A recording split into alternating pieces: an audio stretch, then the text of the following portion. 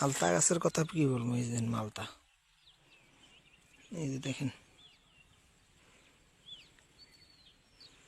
এই যে এগুলো এখন ইয়ার মূলার মতো ঝরে পড়ে যাবে। কারণ হচ্ছে যে আপনার ইয়া না দিতে পারলে, পানি না দিতে পারলে, এই যে দেখেন আপনার মালতা কি পরিমাণের মালতা আছে। এই দেখেন একটা আম গাছ, পুরো আম গাছ, শুধু আম আছে। মালতা আমাদের সবগুলোর মধ্যে এখন ফুলগুলা করাগুলা ইয়ে হয়ে আছে।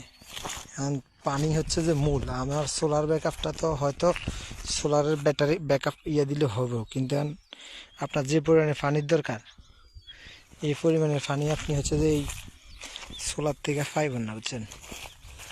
কারণ সোলারে যে পানি উঠবে দৈনিক পারবে না, 3000 লিটার 2000 লিটার পানি উঠবে।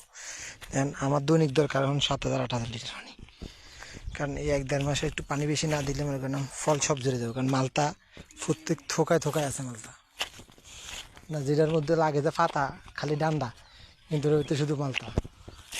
এই যে এই যে দেখেন, এই যে ফুল ফুটটা মালতা ইয়ে হয়েছে, কিন্তু হচ্ছে সমস্যা হচ্ছে যে হয়তো টিকতো না। নাহলে এই যে ওরা কবে পানি দিছি, কারণ পানি তো যে পানি উঠতেছে একদিন 2000 লিটার 2500 লিটার পানি উঠলে, 3000 লিটার পানি উঠলে, এক পাঁচটাতে পানি দিলে ওই পাঁচটা আর 1 সপ্তাহ পরে যাওয়া লাগে।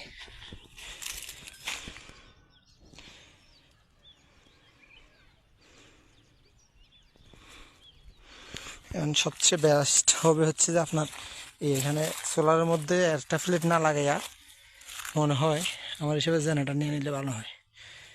জেনারেটর নিলে আপনার হচ্ছে যে এক টানা ভিজে দিতে পারবো আপনার। কারণে এখন বোরিং আরও একটা করা হয়েছে।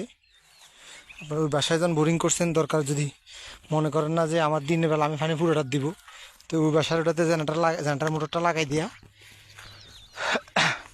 পানি এনে আনতে পারবো, কোনো সমস্যা নেই, বুঝছেন। কারণ এখন দেখেন আপনার সবগুলো মাল ইয়াতে মালতা আছে।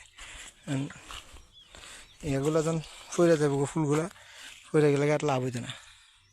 কারণ এই এত টাকার খরচ কইরা লোক রাইখা, মানুষ রাইখা ইয়া কইরা যখন ফল আসছে, ফুল ফুটছে, যখন এগুলো কাজের সময় যদি আমরা পানি না দিই, তো লাভ হবে কি।